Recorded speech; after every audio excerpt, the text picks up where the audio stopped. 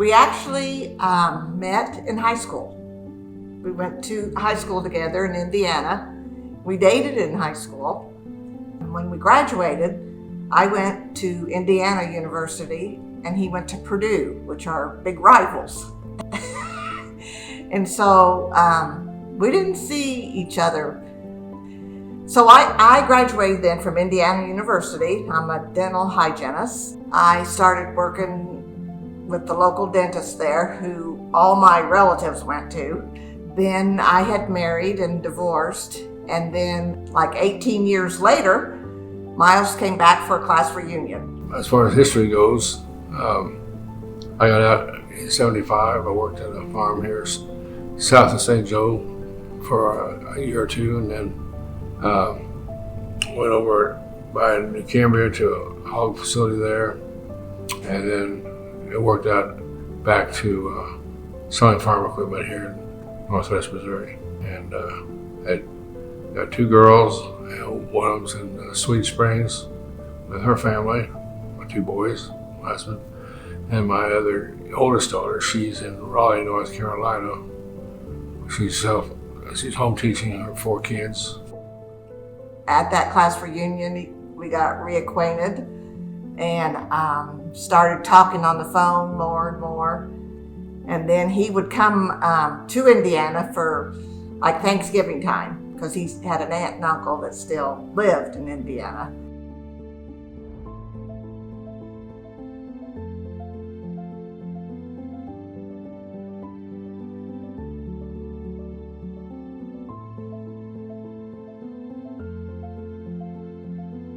I sold farm equipment for an international dealer here in Savannah, Missouri. And we had machinery all over the lot. So customers come in. He's a friend of mine from down in Gower. And we wanted to go out and look at a certain tractor, a certain size, usually. So we went out to it, and while we were walking out to see it on the lot, I was carrying my arm in a position like this. He says, you need to get that checked out. He says, I got a brother-in-law that does things like that. He's got Parkinson's. You need to get it, see what it's doing. I mean, he'd been doing that for a little while, but I never said anything because I didn't know what to think, you know. From that point on, we got a referral to a neurologist at Kansas City, and we started the procedure to diagnose it and also to see what our options were on things. That was in like a year after we were married, and I didn't know anything about Parkinson's other than the tremors, you know. And there is no sure test to diagnose a patient with Parkinson's. But I remember the neurologist had him walk down the hallway quite a ways, and he would watch him walk. And I guess Parkinson's patients don't swing their arms as they walk, you know, and that was one of the symptoms. He had him write his name, and as the disease progresses, the handwriting gets smaller and smaller and smaller. And sense of smell. Yes, but you didn't have any sense of smell for a long time, No. but we thought it was because that he worked in that hog barn for so many years that ammonia and whatnot probably just destroyed the sense of smell. But that's another symptom of Parkinson's, loss of smell. I can remember sitting in that office and Miles asking, you know, well, what's my prognosis? And he says, well, in about 10 years, you're going to need some help. I mean, at first, you worry about what it's going to be, and he did too. When he was first diagnosed, he used to get up at night and I'd get on the computer and read all that stuff. And I mean, like be 3 or 4 o'clock, and finally I said, Miles, you got to quit. You got to quit looking that up, because just because some things happen to one person doesn't mean everybody is going to have those symptoms. It's been several years now, and he has trouble tying his shoes. That's really difficult.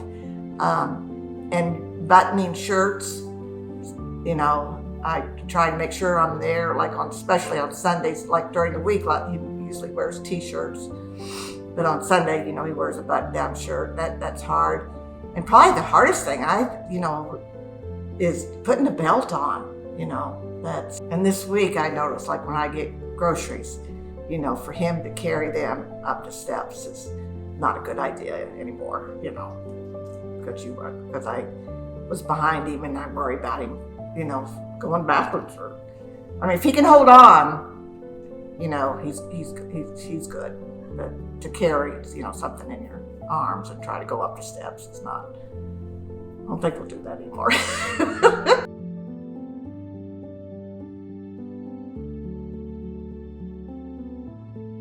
You read an article from Purdue University about Parkinson's. 2 brothers had Parkinson's, and they were into the boxing and how much it helped them. I think that's kind of what pushed. Yeah, it took us a long time to find anybody that was interested in doing anything with us on this. But we're very blessed to have those folks take on the challenge in their situation to work with us. Mainly everybody's working at keeping their balance so that nobody falls.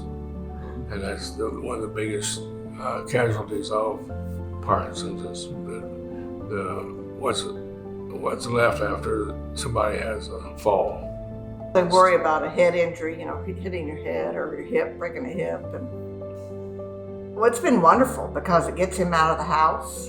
It gets him moving, and their whole class is very supportive. I don't feel like it's all me that, trying to encourage him, because they do that, which I think sometimes it's better for the spouse to hear it from somebody else,